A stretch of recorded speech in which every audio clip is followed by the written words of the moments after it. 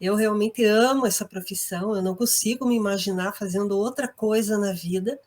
E há 30 anos que eu trabalho com clínica e eu sempre buscava uma abordagem que de fato fizesse uma diferença na vida da pessoa.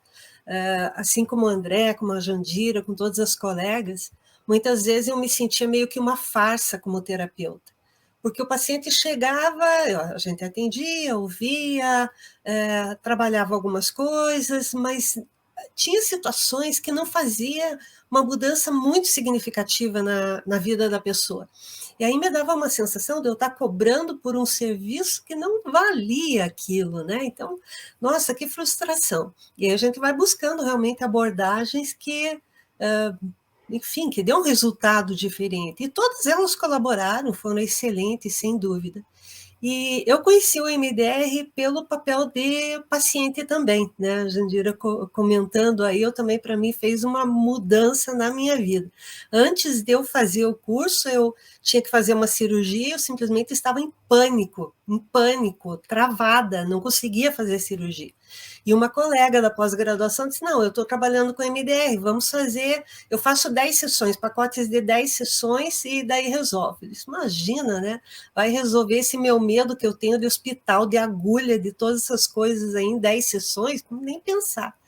Olha, na verdade, acho que foi 3 ou 4 sessões e resolveu o meu medo, eu consegui enfrentar essa cirurgia. Então, aquilo realmente me encantou, né? Disse aí, vamos aprender então. Então, sou das primeiras turmas de formação no Brasil e não me canso de me encantar mesmo com o MDR, porque eu já trabalhava assim com ressignificação de crenças, eu já trabalhava com relaxamento, com hipnose, com a sistêmica, com várias ferramentas. Mas existia crenças, às vezes, que estavam tão enraizadas no paciente que só o fato da gente ressignificar elas, colocar ela no positivo e repetir, não dava resultado, não funcionava, parece que não era suficiente. E eu ficava pensando, mas deve ter alguma parte do cérebro que, se a gente chegar lá, vai virar essa chavinha, né? Daqueles pacientes que muitas vezes chegam assim, olha, eu já sei de tudo isso, eu sei o que eu tenho que fazer, eu sei o que eu tenho que mudar, só que eu não consigo, né? O famoso eu não consigo. Eu disse, não, mas eu não desisto fácil, não. E aí eu aprendi realmente com o MDR o quanto vira chave na vida da pessoa. É uma transformação incrível, incrível. Como a Jandira falou, é difícil escolher um caso. Eu também fiquei pensando, mas qual caso? Nossa, esse é bom. Não, mas aquele lá é melhor. Não, mas aquele ainda é melhor. E estava difícil de achar um, né? Eu quero comentar de um caso que me chamou bastante a atenção, caso de luto, eu diria luto patológico, porque a mulher tinha perdido um irmão, já fazia mais de 6 anos que ela tinha perdido, mas ela vivia, ela chegou na sessão como se ela tivesse acabado de perder ele. O tempo simplesmente não tinha passado. O tempo para ela tinha parado. E ela estava assim, aquele aspecto depressiva, sem vida, sem energia, sem ânimo nenhum para acordar de manhã. E ela estava até fazendo uso de álcool, bebendo todos os dias, talvez, muito provavelmente, como uma forma de anestesiar aquela dor, né? E poderia pensar, mas era só um irmão, né? Por que sentir tanto assim? Pois é, só que era um irmão que ela tinha 10 anos quando o irmão nasceu, e a mãe era professora. E essa paciente era a filha mais velha, então, filha mais velha tinha incumbência de cuidar dos irmãos menores. E ela meio que adotou esse irmão. Eram 4 irmãos, mas esse ela tinha um apego especial por ele. Ela realmente cuidou dele, ela protegeu, ela tinha uma ordem na cabeça dela que ela tinha que proteger ele, né? E aí, quando ele falece, jovem, 42 anos, né, por uma doença, é, ela ficou na culpa de que ela tinha sido incompetente, de que ela não tinha cuidado direito dele. E ela simplesmente paralisou naquele momento da morte dele. A vida dela paralisou e não estava realmente caminhando.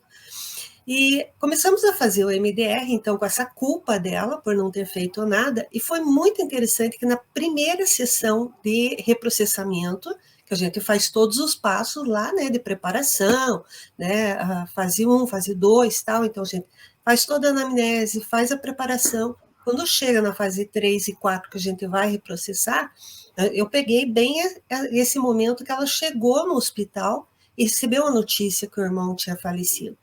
E um detalhe assim, ela estava antes no hospital, o irmão estava bem, estava conversando com ela, e eles eram muito brincalhões um com o outro. E aí o irmão disse assim, nossa, eu estou tão melhor, eu melhorei tanto que eu acho que, será que essa melhora não é para a morte? Dizem que às vezes a pessoa melhora antes de morrer, né? E brincaram, os dois riram com aquilo, né? E ela pediu para ela ir para casa, trazer umas frutas, alguma coisa. Ela saiu, 2 horas depois ela volta, e aí os médicos comunicam que ele tinha tido uma parada cardíaca e não conseguiram reanimar ele. E a sensação dela naquele momento assim, foi que ela estava se dissolvendo, sabe? Que realmente ela estava se quebrando inteira, né? E na primeira sessão de reprocessamento foi interessante que ela disse assim, dentro dessa crença, né? Eu falei, eu deveria ter feito alguma coisa, tal. E aí ela lembra, ela disse, nossa, eu havia esquecido por completo.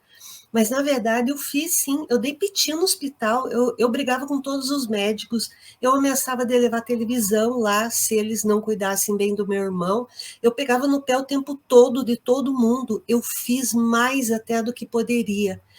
Aquilo deu um alívio nela, foi interessante ver que após essa primeira sessão ela já deu uma melhorada, ela na próxima sessão ela voltou dizendo que tinha tomado só 3 cervejas a semana toda, foi lembrando de outras coisas, outras mortes, né? Porque a gente sabe que o MDR ele vai fazendo um link com outras memórias. E ela tinha perdido o pai, ela era viúva, então ela tinha outras mortes na história dela, que a gente foi reprocessando todas elas. Mas para resumir, como que essa mulher ficou no final das contas? Ela retomou a vida dela, reorganizou a vida dela. Ela pensava no irmão todos os dias, o dia inteiro. Ela parou de pensar, lembrava só como uma saudade, uma lembrança boa, né? E retomou a vida, voltou a viver. Então, quando a gente vê o poder do MDR, essa capacidade que ele tem de fazer a pessoa retomar a vida, é indescritível, realmente não tem preço. É muito prazeroso para a gente, terapeuta, e para o paciente também, né? Então, essa é uma das centenas de histórias, né, que a gente tem.